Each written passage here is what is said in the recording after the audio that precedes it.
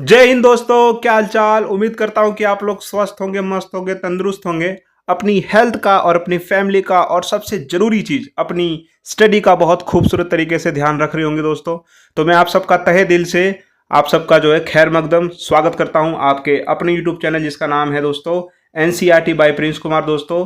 तो आज की इस वीडियो में मैं आप लोगों का स्वागत करता हूं। अगर आप लोग यहां तक आ चुके हैं तो प्लीज प्लीज प्लीज मेरे इस यूट्यूब चैनल को सब्सक्राइब कीजिए जिसका नाम है एनसीईआरटी बाय प्रिंस कुमार। मैं यहाँ पर क्लास 9 to 12 के जो सब्जेक्ट्स है उनका एनालिसिस कराता हूँ बहुत बेहतर तरीके से और आप लोगों की हेल्प करता हूँ। तो दोस्तों आज की इस वीडियो में हम लोग बात करने वाले हैं जीतने के बारे में, विनर के बारे में। दोस्तों आज मैं आप लोग को ट्रिक्स बताऊंगा कि किस तरह से जो है एक स्टूडेंट को अपने अपने स्टडी के दौरान जो है इस तरह से पढ़ाई करनी चाहिए ताकि वो आखिरी जब रिजल्ट आए तो वो विनर हो अपने पूरे स्कूल का, अपने पूरे डिस्ट्रिक्ट का। तो आज हम लोग बात करेंगे किस तरह से विजेता बना जाता है दोस्तों, ठीक है। तो मेरी वीडियो को बहुत ध्यान से देखिएगा, ये तमाम उस बच्चे के लिए बहुत जरूरी है जो भी पढ़ाई कर रहे हैं, ठीक है। किस तरह से उनको अपने स्कोर को इम्प्रूव करना है, किस तरह से अपने मार्क्स को इम्प्रूव करेंगे, किस प्रकार से जो है बैक बेंचर से फ्रंट बेंचर बनेंगे और अपने माता पिता का नाम रोशन करेंगे। तो दोस्तों आप लोग लाइक कीजिए, शेयर कीजिए, सब्सक्राइब कीजिए और बने रहिए इस वीडियो के अंदर, ठीक है। आज मैं आप लोगों को बताऊंगा कि किस तरह से जो है पढ़ने के दौरान हम लोगों को किस तरह से पढ़ना चाहिए, क्या टेक्निक होनी चाहिए, किस तरह से एनसीईआरटी किताबों को रीड करना चाहिए, किस तरह से नोट्स बनाना चाहिए। हम तमाम चीज़ों को आज हम लोग बात करने वाले हैं, ठीक है। आज आप लोगों के अंदर एक जुनून पैदा करूंगा मैं कि आप लोग जो है बिल्कुल ही बिना किसी बहाने के, बिना किसी एक्सक्यूज के आप लोग इतनी अच्छी तरीके से पढ़ाई करने वाले हैं कि आप लोग का जो रिजल्ट बहुत अच्छा आने वाला है। तो बने रहिए इस वीडियो के अंदर।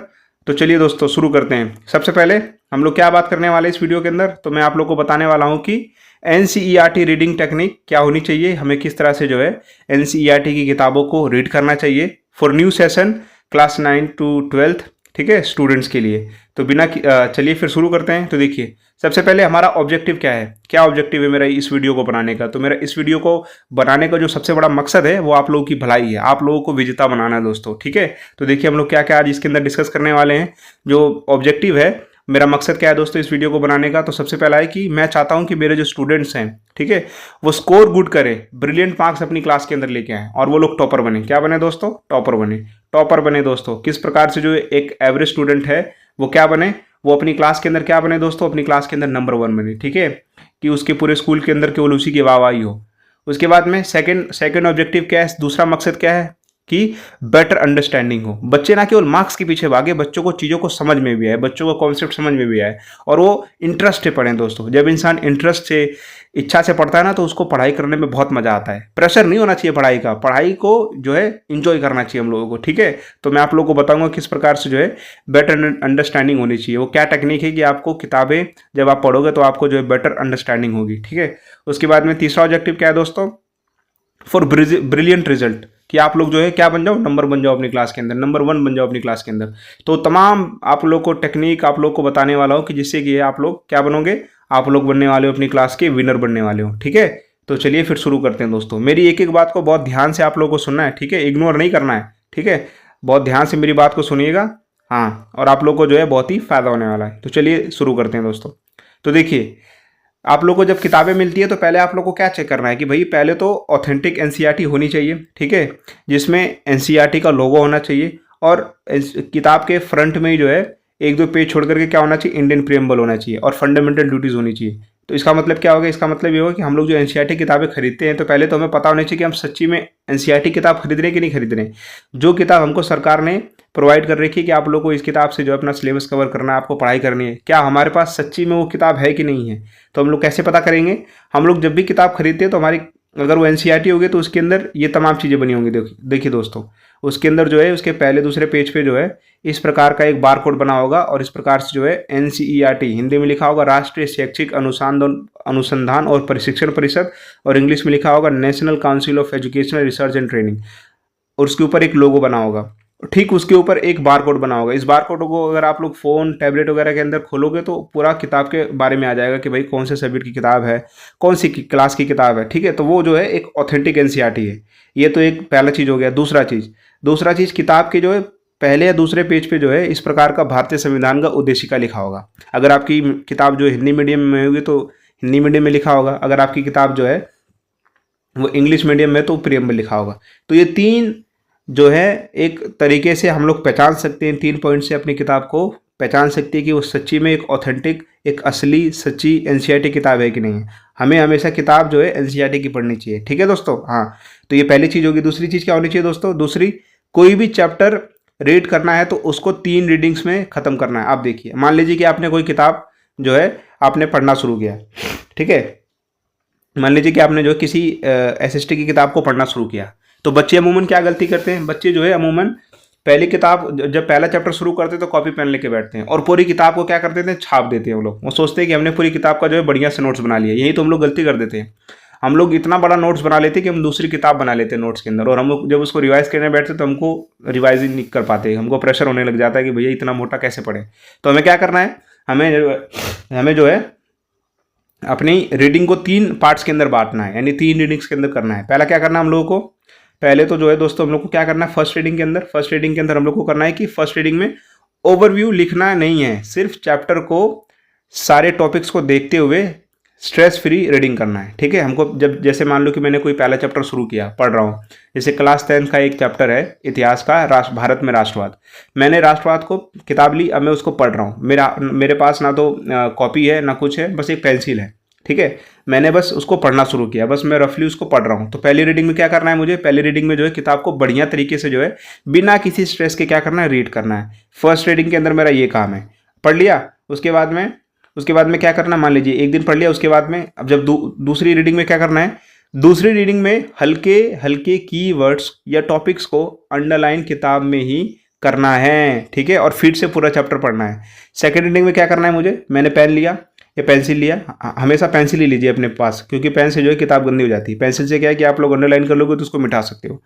तो आप पेंसिल लीजिए। जब आप सेकंड रीडिंग के अंदर चैप्टर को पढ़ेंगे तो सेकंड टाइम में क्या करना है कि आपको थोड़ा सा अंडरलाइन करना है। किताबों के अंदर कुछ इंपॉर्टेंट टॉपिक्स, कुछ इंपॉर्टेंट शब्द वगैरह आ रहे हैं तो उसको क्या करना है? अंडरलाइन करना है और पूरा चैप्टर को पढ़ जाना है। ठीक है, ये हो गया आपका सेकंड रीडिंग। और थर्ड रीडिंग के अंदर क्या करना है? असली कहानी जो थर्ड रीडिंग के अंदर है।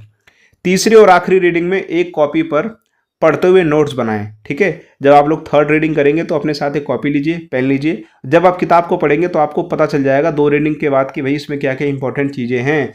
फिर उसको जो है शॉर्ट एंड क्रिप्स में आप अपने नोट्स बनाइए।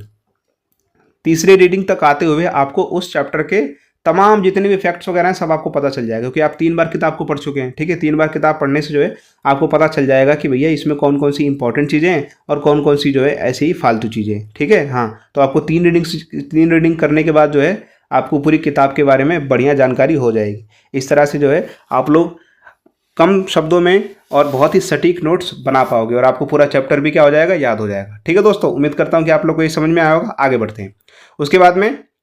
उसके बाद में आपको एक चीज़ नोट करनी है। क्या करनी है दोस्तों? एक चीज़ नोट डाउन करनी है। देखिए, ये भी बहुत ज़रूरी चीज़ है। इसके अंदर क्या करना है आपको? देखिए, क्लास 9 से 12 के विद्यार्थी चैप्टर शुरू करने से पहले उस चैप्टर का सपोर्ट मटेरियल के चैप्टर के तमाम प्रश्नों को एक बार देख लेंगे। मान लीजिए कि आप जो है भारत में राष्ट्रवाद है, चाहे आप कक्षा 9 के विद्यार्थी हैं, चाहे 11वीं के, चाहे 12वीं के। तो जब मान लीजिए कि आपको कोई चैप्टर शुरू करने जा रहे हैं ना, तो उस चैप्टर को पहले तो उस किताब का आप एक सपोर्ट मटेरियल रखिए अपने पास। जैसे मान लीजिए कि आप क्लास 9 के स्टूडेंट हैं, आप साइंस पढ़ने जा रहे हैं, तो साइंस का आपके पास सपोर्ट मटेरियल होना चाहिए। ठीक है, हाँ। सपोर्ट मटेरियल है, जैसे कि आपने पहला चैप्टर शुरू कर रहे हैं, हम पदार्थ किसे बोला जाता है। ठीक है, व्हाट इज मैटर। तो आप सपोर्ट मटेरियल में से पहले चैप्टर के जितने भी क्वेश्चंस वगैरह है ना, इसके सपोर्ट मटेरियल के अंदर जितने भी सवाल वगैरह हैं, सबको पहले एक बार सरसरी निगाह से सवालों को पढ़ लीजिए बढ़िया से। ठीक है, सवालों को जो 1-2 बार बढ़िया से पढ़ लीजिए। अब पढ़ लेंगे सवालों को। अब देखिए, सवाल पढ़ लिया आप लोगों ने, आपको पता चल गया कि इस चैप्टर के अंदर कौन कौन से जो है इंपॉर्टेंट सवाल हैं, या इस चैप्टर के अंदर कौन कौन से सवाल आने वाले हैं। उसके बाद में क्या करना है? उस चैप्टर का सपोर्ट मटेरियल के चैप्टर के तमाम प्रश्नों को एक बार देख लेंगे। फिर उसके बाद तीसरी रीडिंग को करेंगे, क्योंकि इससे तीसरी रीडिंग में आपको इंपॉर्टेंट क्वेश्चंस की वजह से इंपॉर्टेंट हेडिंग्स का ज्ञान हो जाएगा। अब देखिए, जब आप थर्ड रीडिंग करेंगे ना सवाल देखने के बाद, तो आपको अपने आप पता चल जाएगा कि भाई इस सवाल का टॉपिक किताब के अंदर कहाँ दे रखा है। तो आपको अपने आप पता चल जाएगा कि भाई इस सवाल का आंसर इस वाले टॉपिक में, इस पेज में। ठीक है, तो इससे क्या हो जाएगा कि आप लोग को ज्ञान हो जाएगा कि भैया सीबीएसई जो है सपोर्ट मटेरियल में सवाल कहाँ से बनाती है, और बार बार चैप्टर में से कौन कौन से जो है प्रश्न पूछा जाता है। ठीक है, सपोर्ट मटेरियल के सारे प्रश्नों को चैप्टर एंड करने के बाद क्या करना है, आपको सॉल्व करना है। यही आपके क्या बनेंगे, क्वेश्चन बैंक बनेंगे। सपोर्ट मटेरियल इसलिए सरकार आपको देती है कि ये एक तरह से आपके क्या है, क्वेश्चन बैंक है। ठीक है, बच्चा अगर चैप्टर पढ़ लेता है और उसका मन करता है कि भैया उसको प्रैक्टिस करनी है, चाहे मैथमेटिक्स के ले लीजिए, मैथमेटिक्स का आपने एनसीईआरटी कंप्लीट कर लिया, उसके अंदर लिमिटेड सवाल होते हैं। अब बच्चा चाहता है कि मैं इसके कई सारे सवाल बनाऊं, तो आप क्या कर सकते हैं कि आप मैथमेटिक्स का सपोर्ट मटेरियल उठाइए और उसको सॉल्व करना शुरू कर दीजिए। ठीक है, तो इस तरह से जो है आपकी जो पढ़ाई होगी बहुत बेहतर तरीके से हो जाएगी। और देखिए क्या इसके अंदर है, अब देखिए यदि आपने सिलेबस कंप्लीट कर लिया है तो आपको लास्ट 5 ईयर के जो है प्रीवियस ईयर क्वेश्चन पेपर्स को सेम एग्जाम पैटर्न में 3 घंटे बैठ करके लगाना चाहिए। अब इससे कि आपकी जो तैयारी होगी बहुत पक्की हो जाएगी। ठीक है, सॉल्व कीजिए, इससे आपका जो रिवीजन भी हो जाएगा, प्रैक्टिस भी हो जाएगी और सेल्फ असेसमेंट भी हो जाएगा। आपको पता चल जाएगा कि भैया आप जब 3 घंटे बैठ के लगा रहे हैं तो आपका कौन कौन सा टॉपिक मिस हो रहा है, आपको कौन कौन सी चीज़ों को रिवाइज करना है, कौन कौन से सवाल बार बार रिपीट हो रहे हैं। ठीक है, तो इससे आपको काफ़ी प्रैक्टिस हो जाएगी। ठीक है दोस्तों, हाँ, तो इस तरह से जो है हम लोगों को एक अच्छी तरीके से जो है स्मार्ट स्टडी करनी है। हार्ड स्टडी भी बहुत जरूरी है दोस्तों, हार्डवर्क भी बहुत जरूरी है, लेकिन हार्डवर्क को जो है हम लोग को स्ट्रैटेजी के साथ करना चाहिए। तो ये आपकी स्ट्रैटेजी होनी चाहिए, आपकी अप्रोच होनी चाहिए अपनी क्लास के अंदर क्या बनने के लिए, नंबर 1, ना केवल क्लास के अंदर, स्कूल के अंदर दोस्तों, ना केवल स्कूल के अंदर, डिस्ट्रिक्ट के अंदर दोस्तों, और ना केवल डिस्ट्रिक्ट के अंदर, स्टेट के अंदर। ठीक है, आपको बहुत बेहतर तरीके से जो है स्ट्रैटेजी के साथ क्या करनी है, पढ़ाई करनी है, बिना किसी एक्सक्यूज़ के दोस्तों। ठीक है, हमें बिना किसी जो है एक्सक्यूज़ के पढ़ाई करनी है और हमको क्या बनना है, हमको बनना है विनर। क्या बनना है दोस्तों, विनर बनना है। तो अगर आपको इस तरह से पढ़ाई करनी है तो आप बेहतर तरीके से पढ़ाई कीजिए और प्लीज़ मेरे इस यूट्यूब चैनल को सब्सक्राइब कीजिए। हाँ, मैं जो है इस यूट्यूब चैनल पे क्लास 8 से लेकर 12 तक, 9, 10, 11, 12 जितने भी मैथमेटिक्स है, एसएसटी है, साइंस है, मैथ है, मैं सबका जो है एनालिसिस कराता हूँ। अगर आपको पढ़ना है तो प्लीज़ मेरे इस यूट्यूब चैनल पर जाइए, मैंने कई सारी वीडियोस ऑलरेडी बना रखी हैं, तो आप उसको देखिए। ठीक है, और मुझे कमेंट कीजिए और अपनी पढ़ाई का और अपनी हेल्थ का बहुत अच्छी तरह से ध्यान रखना है, अनुशासन में पढ़ाई करनी है। तो जय हिंद दोस्तों।